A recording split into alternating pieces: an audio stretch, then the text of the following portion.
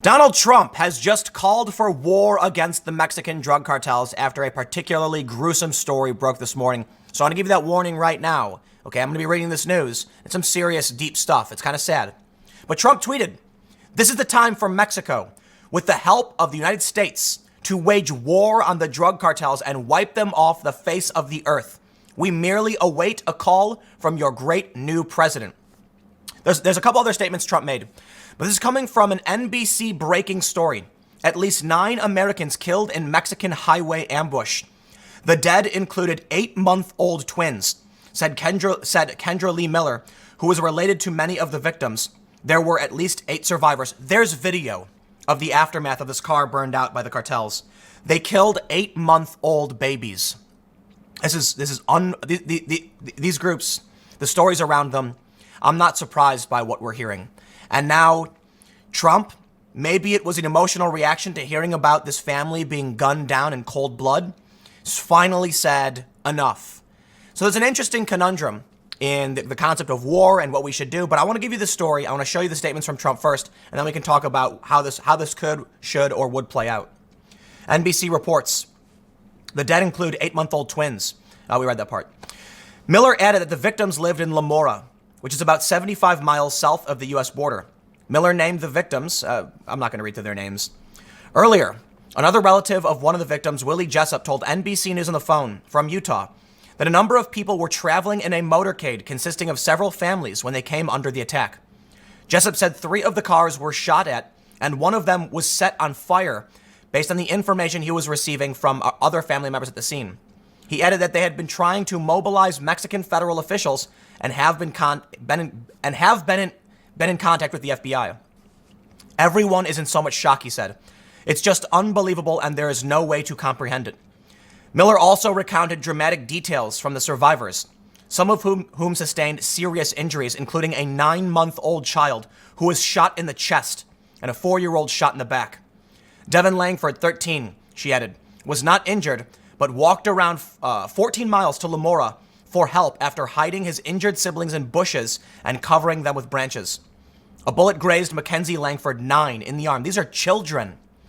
But she also went to find help after Devin did not come back.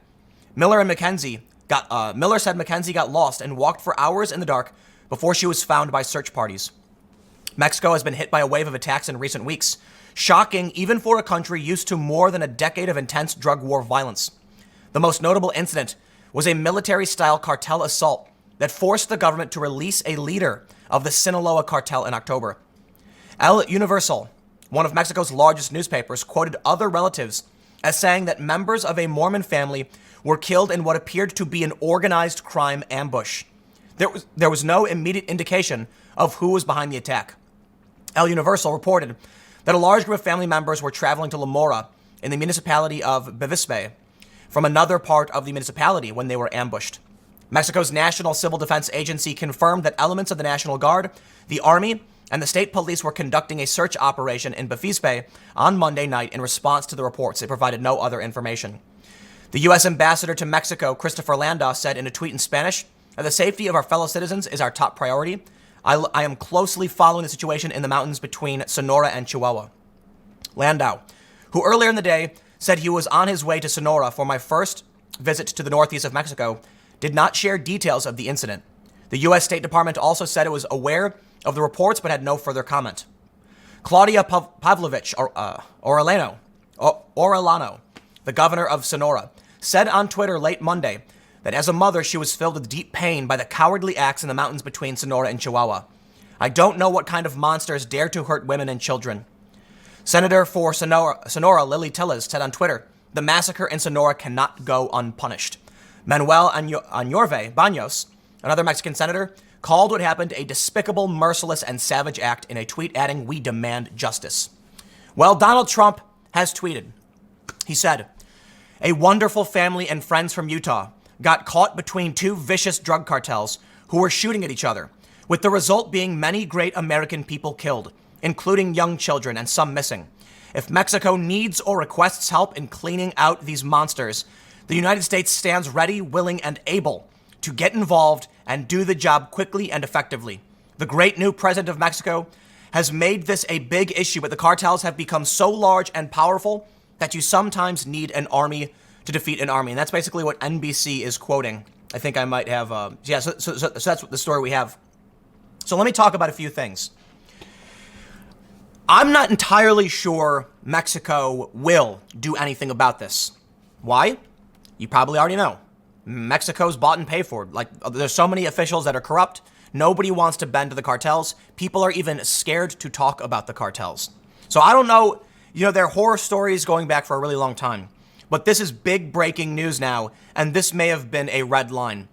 Look, there have been terrifying horror stories about the cartels for a long time, like I mentioned. Mayors who challenge them go missing, get killed, get publicly executed.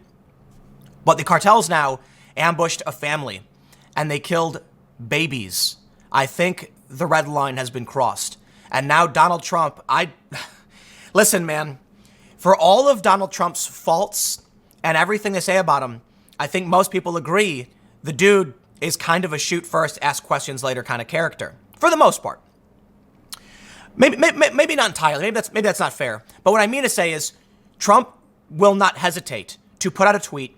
And in my opinion, if Mexico called him up right now and says, we need to do something about this, I do not believe Trump would hesitate. I believe Trump would straight away be like, make it happen. I mean, he deployed troops to the southern border already. So will it happen? I gotta admit, I kind of feel like it won't. It won't simply because the Mexican government is not going to make those calls because they're in on the take. There was a story about like a 26-year-old woman who got elected to a mayor of a small town and said she was going to challenge the cartels. Boom, dead. Just like that. Because we know what's going on. So there's a lot of things I want to mention here when dealing with the cartels. For one, there are a lot of personalities who just won't talk about it. There was one guy, I remember, I don't want to say too much about it, but one guy, a journalist, directly challenging them, and he had to back down real quick. Because you need to realize these cartels operate in the U.S. as well. They're more violent and active in Mexico, but there's a ton of members of these organizations in and out of the United States, because that's trafficking. So first, should we do this? Should we go to war? And I gotta admit, my qualms about war are typically in that Tulsi Gabbard vein of regime change. It's the United States that wants to go into a foreign country to depose their leader because we want more favorable trade terms, and we want to have cultural dominance so that other countries can't, interfere with our interests. It's complicated. But why we would go all the way to the Middle East, to me, makes no sense. Now, hold on. Mexico's our southern neighbor. This violence just killed Americans. Babies, okay? That's a red line. Americans demand justice for this. But here's the other more important issue. Trump is asking for permission. He said if they call and with their permission, he will come in and the United States can help the Mexicans. Absolutely. We're not talking about an illegal foreign war where, there's a declaration without, we'll see if Congress gets involved as well. We're not talking about an invasion. We're talking about the army doing something that I think the army literally should do. Okay? If a foreign government, our neighbor particularly, says, the president of, your citizens were killed, we request your assistance in seeking justice, it's now a joint effort for a mutually beneficial outcome, and it's justice for both parties involved. To me, this is exactly what the U.S. has an armed forces for. American citizens were attacked and killed below the southern border in another country, and now, what is it called? Mark in reprisal. It's not a governmental agency. So, but I'll admit it's complicated. The big issue here is, while if it was just the U.S. arbitrarily saying, hey, we want to wipe out the cartels or something, I'd be like, look, man, Mexico's got Mexican problems. We should secure our border. But this is an instance of Americans being killed. So I always want to make sure I stress that I'm a milquetoast fence sitter for a reason. I don't have all the answers. I don't know everything. But I lean towards if the Mexican government requests it from Trump and we have permission and mutual justice, seeking, makes perfect sense to me. Absolutely. I mean, if there's a point where we know we need to secure our borders because of the problems of drug smugglers and the cartels, right? And to a certain extent, we can say, we'll mind our own business, secure our borders. That's Mexico's problem. Well, now American citizens are dead. And now we have, I don't necessarily know if this incident warrants, an actual military incursion. I lean towards yes, though, for that reason. We need to weed out the problem, okay? So like I often talk about how a lot of people on the left will propose a solution that doesn't get to the root of the problem. And while to a certain degree, based on not wanting international conflict, I don't think it would make sense to go into this foreign country, we're now at a point where the problem needs to be rooted out. So there's a couple things that need to happen.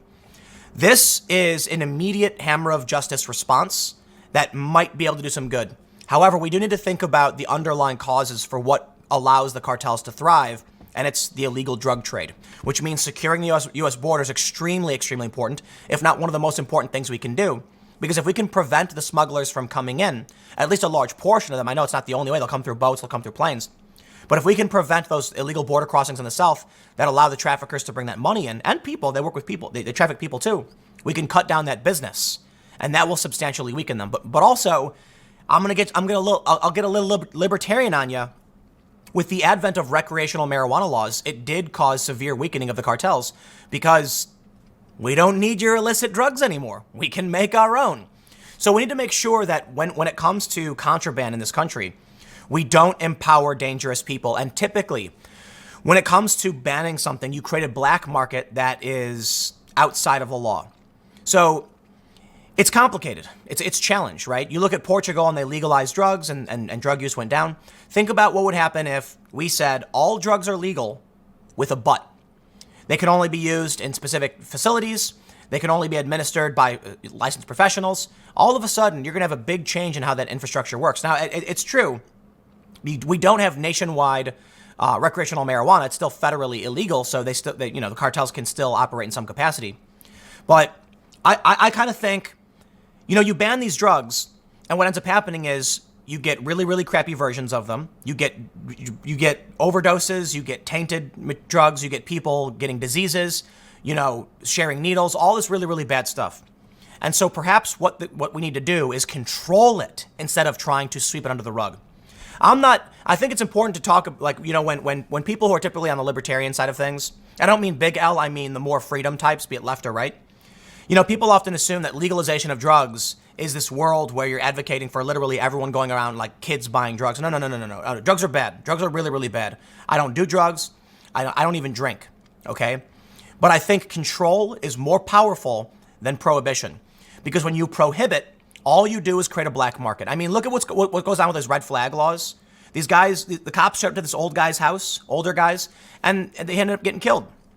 Because they were trying, it's just, you create that violence when everything breaks down.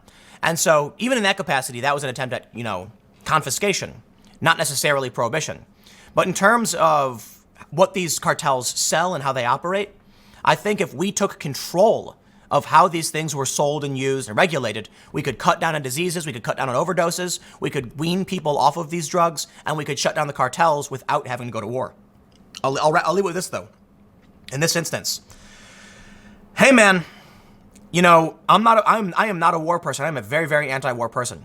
But I'm also not a whiny baby, okay? My problem with the war we do overseas is that we're providing, weapons and machinery to a war in Yemen we have nothing to do with, okay? We're providing troops to Saudi Arabia for a conflict that is on the other side of the planet from us. I understand American interests. I understand that there's a big net benefit for, the oil market and all of these things. I know how it works. But I think, to an extent, it's kind of like, borderline abuse of power for us to send troops into a country to declare war on them and do all these things. Like, come on, man. Iraq had no WMDs, okay? It's BS. This is different, okay? You kill our babies. America is America is pretty powerful, to say the least. So you actually want to kill a family and shoot children? Okay. You got me on board. Let's figure out the best way to go about this. Let's see what comes of it. I kind of think nothing will happen. But I want to make sure I stress, I'm never an adamant 100% gung-ho, screaming and charging in full speed. I would just say, as per usual, I lean towards my gut reaction. Make it happen. Mexico, get on the phone. It's time for this to stop. However, I always want to make sure I recognize I don't know everything. So it's very possible someone says, Tim, you didn't consider this. And then I'm like, oh, whoa, got to stop, right? So that's why I'm very careful about saying we absolutely should or shouldn't do something. But I'll tell you what, man, I'm pretty sure everybody feels similarly when you hear about 8-month-old babies being shot and killed and a 9-month-old being shot in the chest. Okay, so to see Trump tweet about this, You know what? Maybe it was an emotional gut reaction of American citizens and children being gunned down in cold blood. But you know what? I don't know. It's warranted, right? We'll see what happens, though. Yeah, stick around. Next segment's coming up at 1 p.m. There's big breaking news coming out from Veritas later, and I will see you all next time.